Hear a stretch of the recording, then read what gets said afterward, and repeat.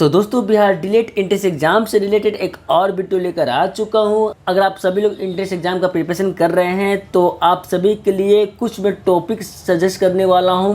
ये सभी सब्जेक्ट के अनुसार जितने भी सब्जेक्ट है आपका वो सभी सब्जेक्ट के अनुसार कुछ टॉपिक 8 से 10 टॉपिक में बताने वाला हूँ। अगर एटलीस्ट कम से कम आप इस टॉपिक को पढ़ लीजिएगा तो आपको 80 से 90% की नंबर है जो मिल सकती है। 100% गारंटी नहीं लेता हूँ, साथ ही आपको मैं एक बुक के बारे में बताऊंगा। ये बुक से आपकी क्वेश्चन अच्छा खासा लड़ने वाली है, तो आप इस बुक को जरूर परचेस कीजिएगा। और किस तरह से तैयारी करने का एक सही तरीका मैं आपको बताऊंगा। तो टाइम न लेते हुए चलिए शुरू करता हूँ। मैं हूँ आपको होस्ट एंड दोस्त आकाश धनराज और स्वागत है आपका अपना चैनल एंड्रॉयड पाठशाला में। दोस्तों ये रहा जो चक्षु पब्लिकेशन का बिहार डीएलएड एंट्रेंस एग्जाम संयुक्त प्रवेश परीक्षा 2022 के अनुसार बहुत ही बेस्ट बुक है। तो नीचे आइएगा दोस्तों ये रहा आपका विषय सूची, यानी कि कौन कौन सा विषय पढ़ना। हिंदी के अंदर जो आपका टॉपिक है कितने से कितने पेज के बीच है आपको यहाँ पर डिटेल से बताया गया है। तो आप आसानी से यहाँ से प्रिपेयर कर सकते हैं, प्रिपरेशन कर सकते हैं, अच्छा नंबर पास कर सकते हैं। बिहार डीएलएड एंट्रेंस एग्जाम के अंदर 6 सब्जेक्ट होती है। पहला आपको हो गया हिंदी, ठीक है। उसके बाद आपका हो गया एलिमेंट्री ऑफ अर्थमेटिक बोल सकते हैं, इसको मैथ, ठीक है, इसको मैथ बोल सकते हैं आप, मैथ ये है।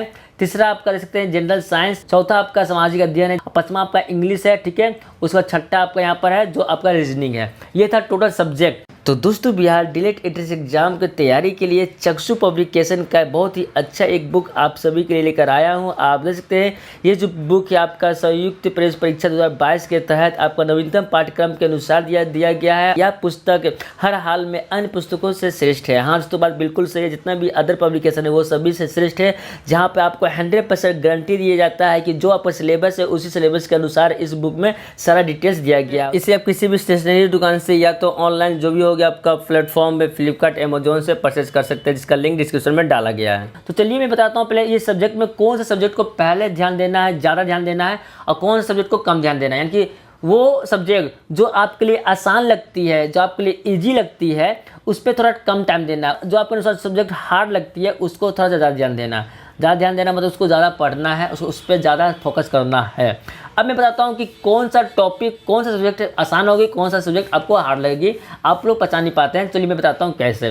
तो पहला आते हैं हिंदी। हिंदी दोस्तों आप सभी के लिए सबसे ईजी होती है, हिंदी और रीजनिंग। दोस्तों ये रहा रीजनिंग, यहाँ पर जो आपकी आती है 6 नंबर रीजनिंग। ये दोनों सब्जेक्ट बहुत ही इजी होती है। लगभग 80% स्टूडेंट है यहाँ से सबसे ज़्यादा नंबर गेन करेंगे। तो हिंदी में तो देखते ऊपर में है जो आपका हिंदी, तो यहाँ पे हिंदी में आपका जो टॉपिक देखते हैं वर्ण विचार, संज्ञा, उसमें आपका हो गया वर्तनी, संधि, समास, शब्द विचार, विलोम में पर्यायवाची शब्द, अनेकार्थक शब्द, मुहावरा, लोकोक्तियाँ, वाक्य रचना, अशुद्ध वाक्यों को शुद्ध करना, ठीक है। तो यहाँ से हिंदी अगर आप पे थोड़ा सा जानते हैं, क्लास 10th से और 12th में आपने अच्छे से पढ़ा होगा या हल्का भी पढ़े होंगे तो आप आसानी से बना सकते हैं, क्योंकि यहाँ का जो क्वेश्चन का जो लेवल होती है वो सिर्फ और सिर्फ 10th बेसिस पर, या तो हो सके तो 1-2 क्वेश्चन 12th बेसिस पर पूछती है, तो आप आसानी से यहाँ पे बना सकते हैं, ठीक है। अब बात करते हैं वो लोग जो बहुत ही डल है पढ़ने में, तो उन लोगों को बताते हैं कि इस सब्जेक्ट में हिंदी के अंदर कौन कौन सा टॉपिक पढ़ लीजिएगा, वहाँ से जो क्वेश्चन ज़्यादा आएगी।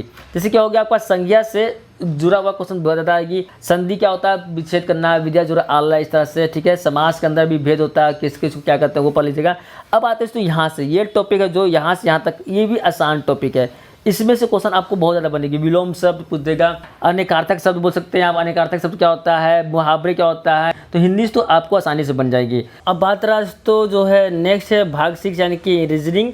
रीजनिंग के भी अंदर टॉपिक बहुत ज़्यादा है। आप देख सकते हैं यहाँ पर आपको 1, 2, 3 टोटल 23 टॉपिक है, लेकिन दोस्तों यहाँ पर रीजनिंग बहुत ही इजी लेवल का क्वेश्चन होता है, बहुत ही इजी क्वेश्चन। तो यहाँ से आप आसानी से बना सकते हैं, सिंपल सा क्वेश्चन पूछता है रीजनिंग से। 2 नंबर तो है आपका ये है मैथ। दोस्तों यहाँ पर जो मैथ होती है बहुत ही इजी, लुल्लू पुल्लू बच्चे वाला मैथ आती है, सिंपल सा 10th और 12th के बेसिस पे आपका मैथ पूछा जाता है। चलिए यहाँ पर भी बताता हूँ कि वो लोग जिन लोग का मैथ हार्ड लगता है तो कुछ टॉपिक मैं आपको बताता हूँ, वो टॉपिक सिर्फ फार्मूला पढ़ लीजिएगा, उसी फार्मूला के अनुसार आपको क्वेश्चन पूछ देगी। बस कुछ नहीं करना, फार्मूला को रखना है और फार्मूला के अंदर वैल्यू पुट कर देना, उसको सॉल्व कर देना, आपको आंसर आ जाएगी और नंबर मिल जाएगा। ठीक है, तो आपका एलसीएम एचसीएफ में बहुत ही ईजी होती है, जो आपने बचपन में क्लास 3 से स्टार्ट किया होगा पढ़ना एलसीएम एचसीएफ, वो क्वेश्चन पूछ देगा। ये प्रतिशत यहाँ पर फार्मूला बेसिस पे, उसका आते हैं आपके सरलीकरण, जो आपका सिंप्लीफाई रहेगा, सिंपल सा बोर्ड मस के अनुसार आपको पूछ देगा। यहाँ पे अनुपात और समानुपात छोड़ दो, औसत में तो एक फार्मूला होता है, एक ही फार्मूला होता है, उस फार्मूला को पढ़ लो, उसी फार्मूला से क्वेश्चन पूछ देगी। लाभ हानि में आपका 4 फार्मूला होती है, लाभ के अनुसार, हानि के अनुसार, साधारण ब्याज, चक्रवृद्धि ब्याज पढ़ लीजिएगा, साधारण ब्याज में पीआरटी होती है वो फार्मूला पढ़ लीजिएगा, बट्टा में फार्मूला होती है, क्षेत्रमिति, आपका मेंसुरेशन में भी फार्मूला आती है। मेंसुरेशन के अंदर 3-4 चीज़ आती है जो मैं बताता हूँ। मेंसुरेशन में आपका आएगा पहला आपका आ जाएगा रेक्टेंगल आ जाएगा, फिर स्क्वायर आ जाएगा, फिर आपका ट्रायंगल आ जाएगा, फिर आपका सर्किल आ जाएगा, फिर उसके बाद आगे अगर आप पूछता है तो रोम्बस आ जाएगा, ये सब आ जाएगा। इससे रिलेटेड जो भी फार्मूला पढ़ लीजिएगा, वहाँ से आपको डायरेक्ट क्वेश्चन बन जाएगी। ठीक है, उस वजह से नीचे समय और कार्य का फार्मूला आता है, समय दूरी पर का फार्मूला आती है। तो ये सारा सिर्फ फार्मूला पढ़ लो और क्वेश्चन बना लो, आपके आंसर बन जाएगी। आ जाते हैं 3 यानी कि समान विज्ञान, यानी कि साइंस के अंदर 3 पोर्शन होता है आपका, फिजिक्स, केमिस्ट्री और बायो हो गया। ये तीनों सब्जेक्ट को पढ़ना किस तरह से, यहाँ पे आपको तीनों सब्जेक्ट से आपको क्वेश्चन बिल्कुल सेम पूछेगी, नंबर ऑफ क्वेश्चन की जो संख्या होगी बिल्कुल सेम होगी। मान लेते तो 9 क्वेश्चन आ रही तो 3 इसमें से, 3 इसमें से, 3 इसमें से क्वेश्चन आएगी। ठीक है, अब आप में से जो लोग 12th अगर बायो लेकर पढ़े थे तो उनको बायो से क्वेश्चन ज़्यादा बनेगी।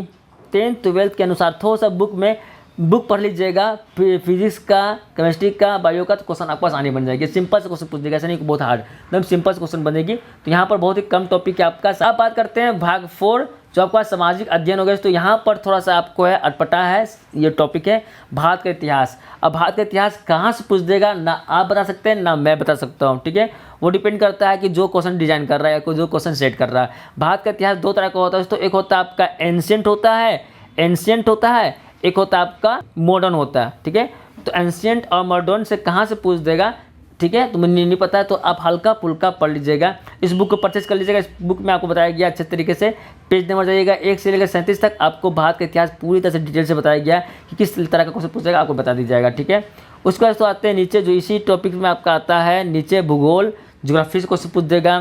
ठीक है, राजनीति विज्ञान से पूछ देगा और अर्थशास्त्र पूछ देगा, और तो हो सके तो यहाँ से थोड़ा सा करंट अफेयर भी हो सकता है डाल देगा, और तो बिहार से रिलेटेड जीके भी डाल देगा। या पूछ देगा कि बिहार का प्रथम सीएम कौन थे, बिहार का क्षेत्रफल कितना है, बिहार का जनगणना 2011 के अनुसार कितना थी जनगणना। दोस्तों ये रहा भाग 5, यानी कि सब्जेक्ट आपका 5वां है, इंग्लिश हो गया। यहाँ से भी क्वेश्चन आपको अच्छा पूछता है।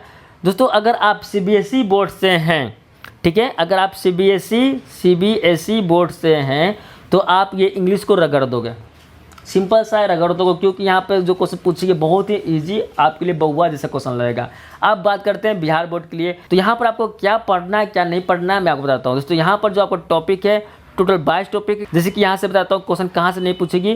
तो यहाँ पे आपका जो होता है सेंटेंस क्लोज टेस्ट से क्वेश्चन कभी पूछेगी या कभी नहीं पूछेगी। ठीक है, तो क्लोज टेस्ट हो गया, इस सबको इग्नोर कर लीजिएगा। मेन से टॉपिक है उसे आप पढ़ लीजिएगा। जैसे कि ऊपर से आते हैं आपका अनसीन पैसेज हो गया, अनसीन पैसेज जरूर पढ़ लीजिएगा। पैसेज बहुत ही इजी पूछेगी ना, ऐसा नहीं कि आपको एसएससी का लेवल का पूछेगा या पीओ जो बैंक का पीओ के एग्जाम का होता है ऐसा नहीं पूछेगा, बहुत ही ईजी पूछेगी। आर्टिकल से रिलेटेड आपको कुछ भी क्वेश्चन डाल सकता है, नॉन का डेफिनेशन पूछ सकता है, नॉन कितने प्रकार का होते हैं वो पूछ सकता है, या तो फिल इन द ब्लैंक्स में नॉन पूछ देगा, प्रोनाउन पूछ देगा, एडजेक्टिव पूछ देगा, वर्ब पूछ देगा, एडवर्ब पूछ देगा, प्रीपोजिशन पूछ देगा, कंजंक्शन पूछ देगा। ठीक है, अब आते हैं सिनोनिम्स एंड एंटोनिम्स। सिनोनिम्स और एंटोनिम्स क्या होता है, ये बहुत ही ईजी होती है, यानी कि बोल सकते हैं उल्टा शब्द या तो मिलता जुलता वर्ड। यहाँ पे आपका आता है एरर, तो यहाँ पर भी एरर जो होता है क्वेश्चन बहुत ही ईजी होती है। वन वर्ड सब्स्टिट्यूशन भी आपको ईजी पूछ देगा। दोस्तों ओवरऑल और इंग्लिश में क्या करना है आपको, कि जो आपको सब्जेक्ट हार्ड लग रहा है, जो आपको टॉपिक हार्ड लग रहा है उस पर ज़्यादा ध्यान देना, उसको बार बार पढ़ना है और उसी सेक्शन से आपको क्वेश्चन को सॉल्व करना है। तो ये थी फाइनली वीडियो में बता चुका हूँ। इसी बीच तो आपको मेरे स्क्रीन पे एक व्हाट्सएप नंबर दिख रहा होगा, तो आप उस व्हाट्सएप में मैसेज करके मेरे ग्रुप से जुड़ सकते हैं। तो ओवरऑल दोस्तों मैं बता चुका हूँ क्या क्या पढ़ना क्या क्या नहीं पढ़ना। और बात रहा दोस्तों स्मार्ट वर्क के लिए, तो मैं बताता हूँ कि अगर आपको जैसे क्वेश्चन मिलती है तो क्वेश्चन में सबसे पहले पढ़ लीजिएगा सारा क्वेश्चन को फटाफट करके आप 10 से 15 मिनट के अंदर सारा क्वेश्चन को रीड कर लीजिएगा। जैसे आप रीड कीजिएगा तो आपको ऑटोमेटिक आपको खुद आइडिया हो जाएगा कौन सा पोर्शन से मेरा ज़्यादा क्वेश्चन बढ़ रहा है। तो जो सब्जेक्ट से ज़्यादा क्वेश्चन बढ़ रहा है उसको बनाते जाइएगा। और मैं बताता हूँ दोस्तों कि डिलीट में आपका नेगेटिव मार्किंग है। बाकी दोस्तों जो आपको हार्ड लग रहा था जिसे आपने छोड़ दिया था, जो आपसे क्वेश्चन नहीं बन रहा, उसको लास्ट में टाइम दीजिएगा। जब लास्ट में टाइम दीजिएगा तो अपना माइंड को थोड़ा सा स्थिर कर लीजिएगा, कूल करके बनाइएगा। अगर आप थोड़ा टेंशन में रहिएगा, प्रेशर में रहिएगा, ले भाई अब तो मेरा क्वेश्चन नहीं बन पा रहा है, इसको क्या करें, तो आपका वो और गड़बड़ हो जाएगी। आराम से कूल होकर क्वेश्चन को सॉल्व कीजिएगा। और हाँ, ज़्यादातर मैथ का जितना भी फॉर्मूला है पढ़ लीजिएगा, ठीक है। और ये बुक को अच्छे तरह से पढ़ लीजिएगा। इस बुक का जो लास्ट में सेट दिया गया है, आप देखते हैं यहाँ पर जरा मैं दिखाता हूँ, ये रहा सारा आपको दिया गया है, सेट दिया हुआ गया है, आप इस सेट को बना लीजिएगा, ठीक है। बुक को पढ़ लीजिएगा, यहाँ पर टॉपिक वाइज पूरा डिटेल से बताया गया है। जैसे मैं बताया हूँ, इस तैयारी से 80 से आपका 90 या 95% के बीच आपको नंबर आ सकती है। तो दोस्तों ये थी आज की वीडियो। अगर आपको वीडियो पसंद आई होगी तो प्लीज़ वीडियो को लाइक करना, जितना ज़्यादा हो सके इस वीडियो को अपने दोस्तों व्हाट्सएप फेसबुक ग्रुप में शेयर करो, ताकि उन्हें भी ये पता चले। तो दोस्तों मिलते हैं आपसे नेक्स्ट वीडियो के साथ, तब तक के अपना ख्याल रखना।